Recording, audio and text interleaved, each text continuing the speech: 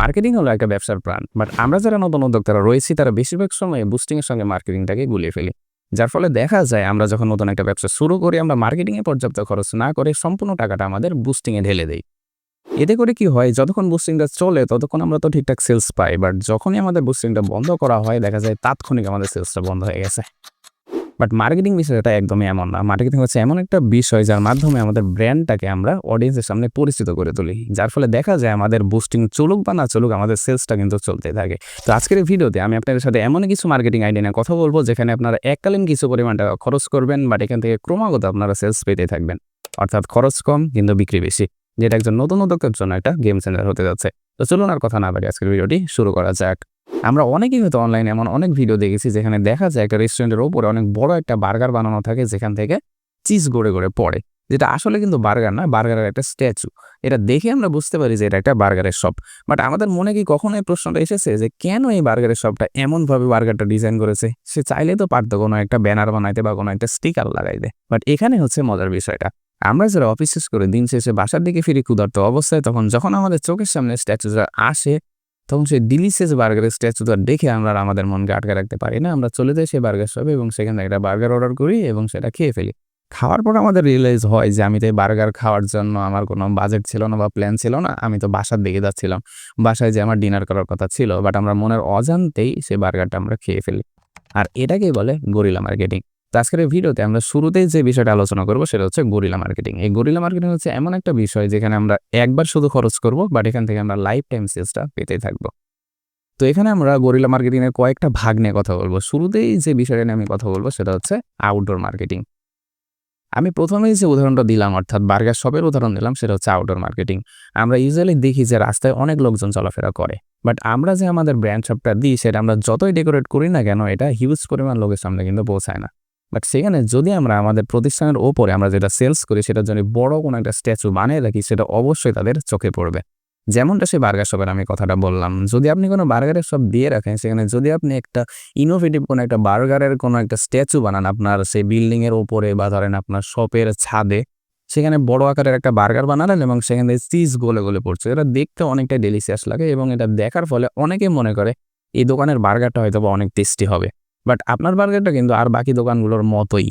কিন্তু তারা মনে করবে অর্থাৎ অডিয়েন্সরা মনে করবে যে আপনার দোকানের বার্গারটা হয়তোবা স্পেশাল, যে কারণে আপনি এইভাবে ডেকোরেট করছেন। যেমনটা আমি আমার শহরে বেশ কিছুদিন আগে দেখেছি। আমার শহরে একটা দোকান ছিল যেখানে হচ্ছে হঠাৎ করে দেখলাম অনেক লোকজন ভিড় করছে। তা আমি একটু খেয়াল করে দেখলাম সেই দোকানের নাম দিয়েছে সিঙ্গারা হাউস।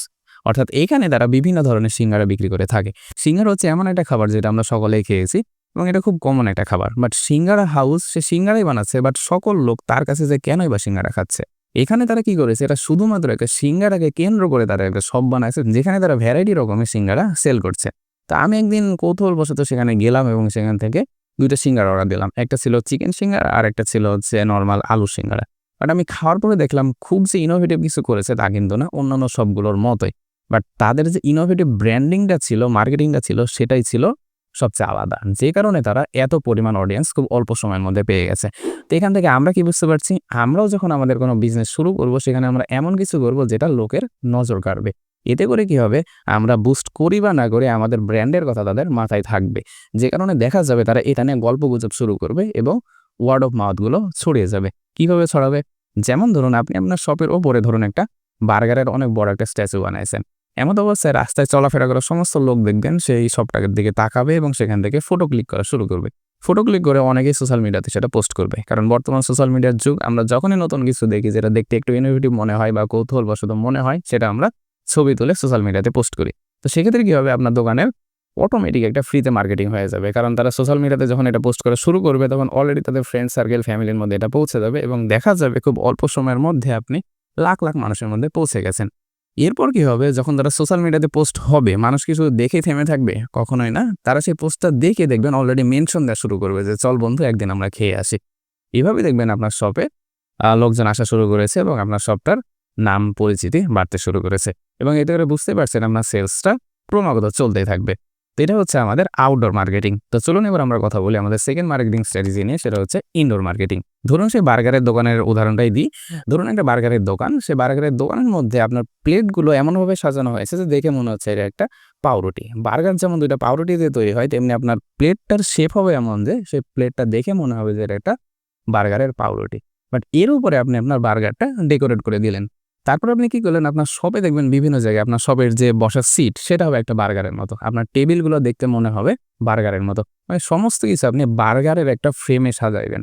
যেন দেখে মনে হয় যে এখানে শুধু বার্গারই সেল করা হয় এবং এটা বার্গারের একটা স্পেশাল শপ। যখনই আমরা কোনো একটা বিষয় স্পেশালাইজ করি তখনই সেই বিষয়টাতে মানুষ আরো গুরুত্ব দেয় এবং মানুষের আগে মনে করে যে এখানে সর্বোচ্চ মানের জিনিসটা পাওয়া যায়। তো যখন আপনি আমার শপটার এই ফ্রেমটা অর্থাৎ ডিজাইনটা সম্পূর্ণটা বার্গার ফ্রেন্ডলি করবেন, অর্থাৎ যেখানে তাকাচ্ছি সেখানে মনে হচ্ছে বার্গার, তখন লোকজন কি করবে, এখানে বিভিন্ন ধরনের ফটোশুট করা শুরু করবে।